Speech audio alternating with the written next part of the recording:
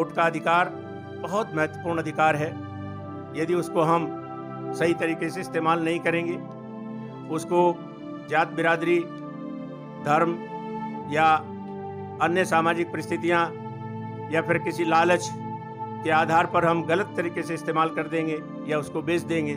तो स्वाभाविक रूप से 5 साल के लिए हमने अपने पैरों पर कुल्हाड़ी मार ली है और ऐसे लोगों को हमने चुनकर भेज दिया है जो हमारे ही संवैधानिक अधिकारों के विरुद्ध बात करेंगे या उनके सपोर्ट में नहीं बोलेंगे।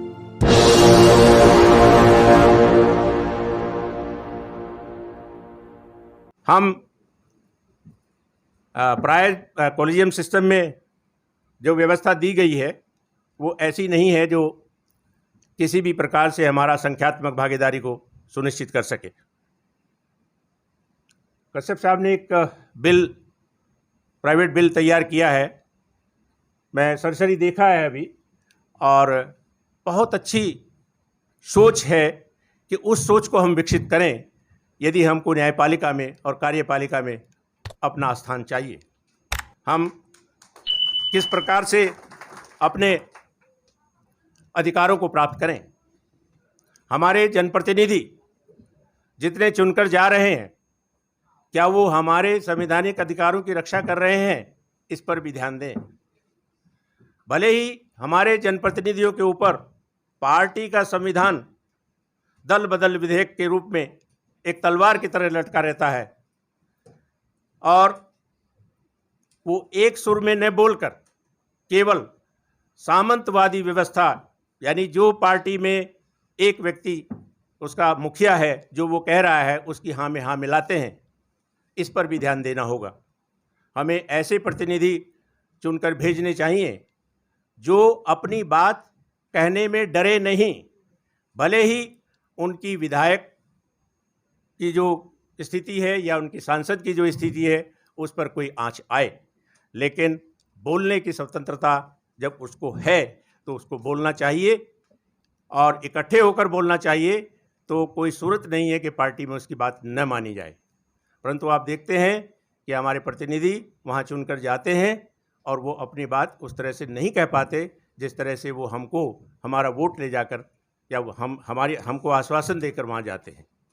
इसलिए आम जन को इस बारे में भी जागृत करना होगा कि वो ऐसे प्रतिनिधि चुने, अपने ही वर्ग से ऐसे प्रतिनिधि चुने जो उनकी बात को निडर रूप से बिना किसी खौफ या किसी दबाव के कह सके। वोट का अधिकार बहुत महत्वपूर्ण अधिकार है। यदि उसको हम सही तरीके से इस्तेमाल नहीं करेंगे, उसको जात बिरादरी, धर्म या अन्य सामाजिक परिस्थितियां या फिर किसी लालच के आधार पर हम गलत तरीके से इस्तेमाल कर देंगे या उसको बेच देंगे, तो स्वाभाविक रूप से 5 साल के लिए हमने अपने पैरों पर कुल्हाड़ी मार ली है और ऐसे लोगों को हमने चुनकर भेज दिया है जो हमारे ही संवैधानिक अधिकारों के विरुद्ध बात करेंगे या उनके सपोर्ट में नहीं बोलेंगे। इसलिए वोट का अधिकार की जो एक वोट के अधिकार की जो एक महत्व है वो भी हमें आम जन को समझाना होगा और आम जन को उस बारे में जागृत करना होगा कि अपने ही समाज के लोगों को वोट देकर वहाँ पर विधायिका में भेजें ताकि वो लोग हमारे अधिकारों की रक्षा कर सकें। न्यायपालिका में निसंदेह बहुत अच्छे लोग भी हैं, लेकिन वर्तमान परिवेश यही प्रदर्शित कर रहा है कि जिस प्रकार से कुलीन तंत्र के लोग न्यायपालिका में आ रहे हैं, तो वो स्वाभाविक रूप से एक डिस्क्रिशन जो एक विवेक की जो बात आती है जो एक जज को होता है, उस विवेक को वो हमेशा अपने सजातीय वर्ग के पक्ष में ही देने की बात करते हैं। संविधान के विरुद्ध न जाकर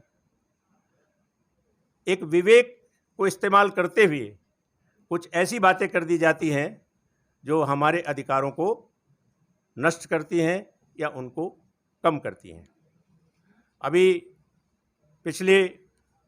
कई वर्षों में, जो सभी अधिवक्तागण जानते हैं, पिछले कई वर्षों में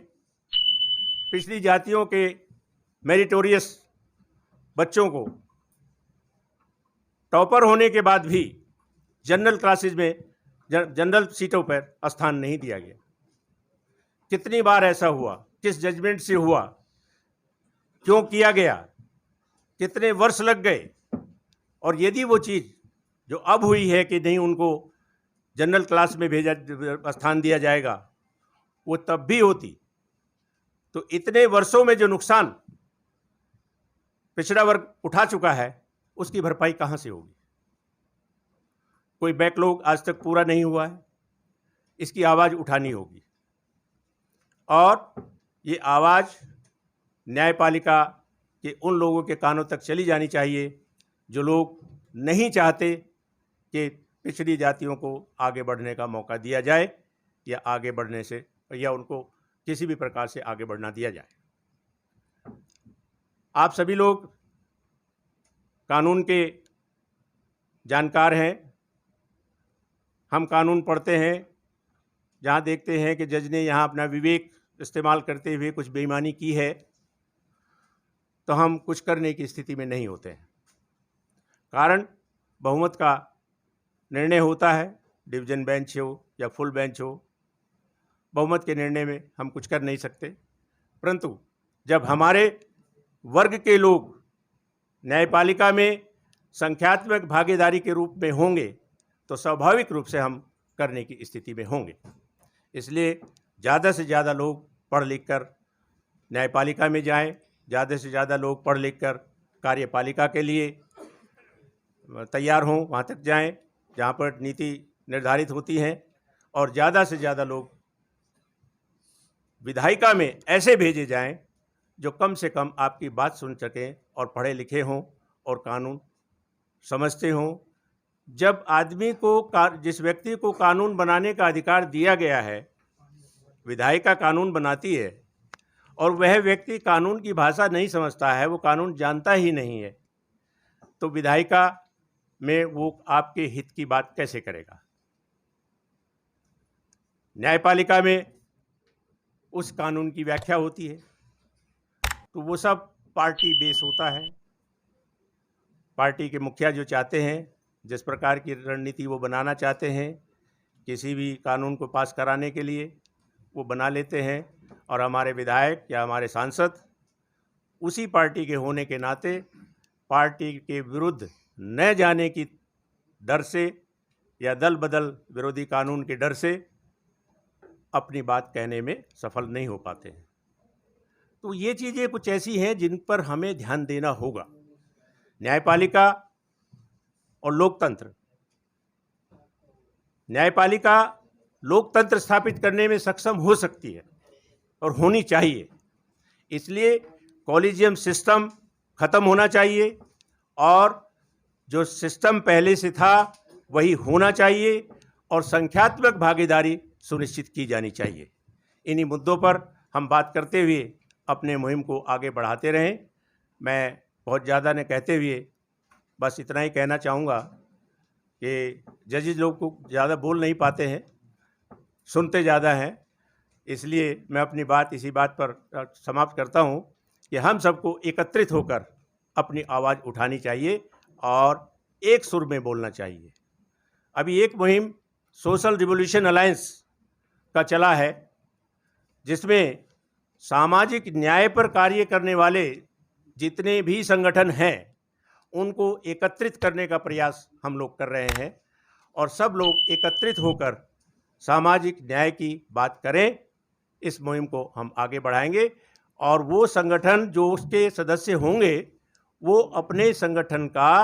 अलग अस्तित्व रखते हुए भी अपने कार्यक्रम करते रहेंगे। तो ऐसे संगठनों की जब एक एसआरए के रूप में, सोशल रिवॉल्यूशन अलायंस के रूप में जब आवाज़ उठेगी, तो उसका असर अलग से होगा। इन्हीं शब्दों के साथ मैं आप सभी का आभार प्रकट करता हूँ कि मुझे आपने यहाँ बुलाकर आपको संबोधित करने का अवसर दिया।